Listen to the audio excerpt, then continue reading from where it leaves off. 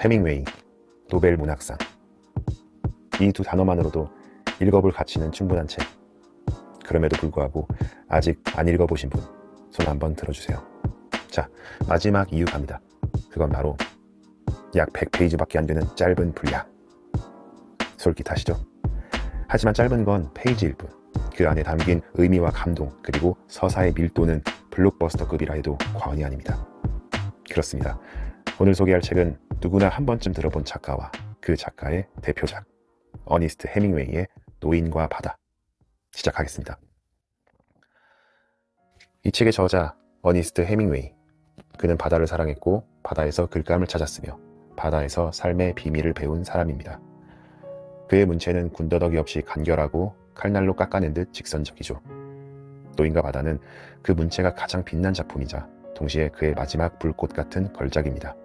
왜냐하면 이 책을 발표한 지 9년 뒤 해밍웨이는 스스로 생을 마감했기 때문이에요. 그래서 이 작품은 단순히 노인의 이야기가 아니라 작가가 세상에 남긴 마지막 고백처럼 다가오기도 해요. 그리고 이 작품은 결국 해밍웨이에게 1954년 노벨 문학상을 안겨주게 되죠. 모두가 제목은 아는 바로 그 책. 네, 맞습니다. 교과서에 실려있던 바로 그 책. 표지엔 파도, 노인, 배, 그리고 항상 물고기 한 마리. 저도 처음엔 이렇게 생각했어요. 그냥 낚시하러 간 노인 이야기 아니야? 거기서 뭘 그렇게 감동을 찾지? 근데 웬걸, 읽고 나니까 저는 그 배에 같이 타고 있었어요. 자, 이제 본격적으로 줄거리를 한번 들어가 보겠습니다. 이야기의 주인공은 쿠바의 한 어촌 마을에 사는 노인 산티아고입니다. 고기잡이 경력 수십 년, 바다 냄새만 맡아도 조류 흐름을 읽어내는 베테랑이에요. 하지만 요즘은 영 기세가 안 좋습니다. 여러분 혹시 84일 동안 매일 하는데 성과가 없었던 적 있나요? 다이어트, 악기 배우기, 유튜브 채널 운영? 보통 2주만 성과 없으면 아, 이건 내 길이 아니다 하고 관뚜껑 닫잖아요. 그런데 이 노인은요, 84일 동안 고기 한 마리도 못 잡았습니다. 84일이에요. 하루 이틀도 아니고 거의 3달 동안 매일 바다를 나가는데 빈손으로 돌아온 겁니다. 그것도 생업인데 말이죠. 마을 사람들은 수군거립니다. 저 노인 이제 끝난 거 아니야? 오랫동안 노인과 함께했던 소년도 부모님의 강요로 다른 배에 타게 되지만 마음만은 여전히 노인 곁에 있습니다. 저녁이면 찾아와 밥을 챙기고 커피도 내주고 신문을 가져다 줍니다. 거의 가족 같은 존재죠. 84일째 아침, 노인은 결심합니다. 그래, 내일은 진짜 멀리 나가보자.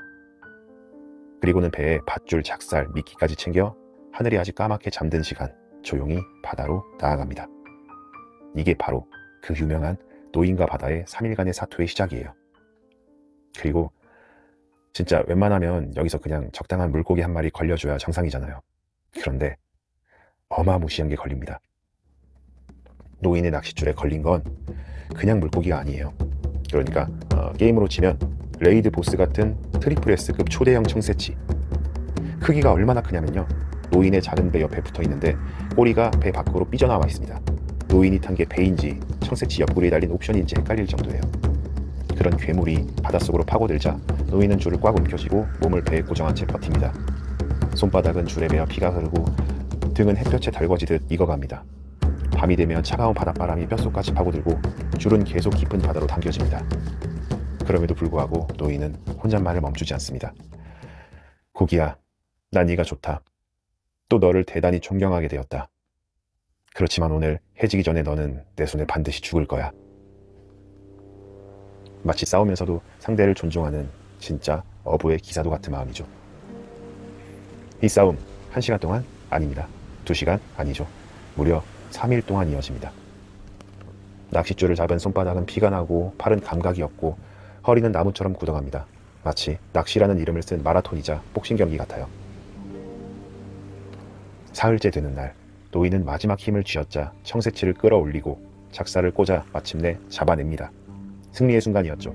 이제 남은 건 단 하나, 청새치를 싣고 무사히 마을로 돌아가는 것뿐. 모든 게 바뀌는 순간이었습니다. 하지만 인생이라는 게 늘 그렇듯 그대로 끝나진 않습니다. 청새치의 피냄새에 이끌려 상어들이 몰려듭니다. 처음엔 한 마리, 그 다음엔 2마리, 그리고 나중엔 마치 상어들 단톡방에 공지라도 한 듯 때로 몰려옵니다. 노인은 가지고 있는 모든 무기를 동원해 싸웁니다. 작살, 노, 몽둥이, 심지어 배에 조타공까지 뽑아서 휘둘러요. 이제 그냥 낚시가 아니에요. 육탄전이에요. 노인의 손은 이미 피범벅이고 상어는 끊임없이 몰려오고 청새치는 점점 살점이 뜯겨 나가고 결국 마을에 도착했을 때 남은 건 거대한 청새치의 뼈대뿐. 노인은 말없이 배를 묶고 비틀거리며 집으로 돌아가 깊은 잠에 빠집니다. 그런데 말이에요. 밤이 지나고 다음날 아침, 사람들이 하나둘 노인의 배 근처로 모여듭니다. 그리고 모두가 눈을 크게 뜨게 되죠. 와, 저걸 혼자 잡았다고? 이런 고기는 난생 처음 보는데. 거대한 청새치의 뼈, 살점은 다 뜯겼지만 그 뼈만으로도 충분히 증거가 되고 있었습니다. 그리고 소년이 노인을 찾아옵니다. 지친 노인의 곁을 보살피며 말합니다. 이제 우리 같이 잡으러 다녀요. 이게 바로 노인과 바다의 줄거리입니다. 간단하죠? 자, 여러분, 노인은 실패한 걸까요? 이야기를 요약하면 이렇습니다. 나갔다, 잡았다, 잃었다. 하지만 그 안에 담긴 건 자기 존재를 끝까지 증명하려는 우리의 이야기였습니다. 바다에 나가는 건 도전이고 청새치는 목표이며 상어는 우리가 항상 맞닥뜨리는 현실의 장벽이죠. 노인은 결국 물고기를 온전히 지켜내진 못했습니다. 하지만 그는 싸웠습니다. 끝까지 포기하지 않았죠.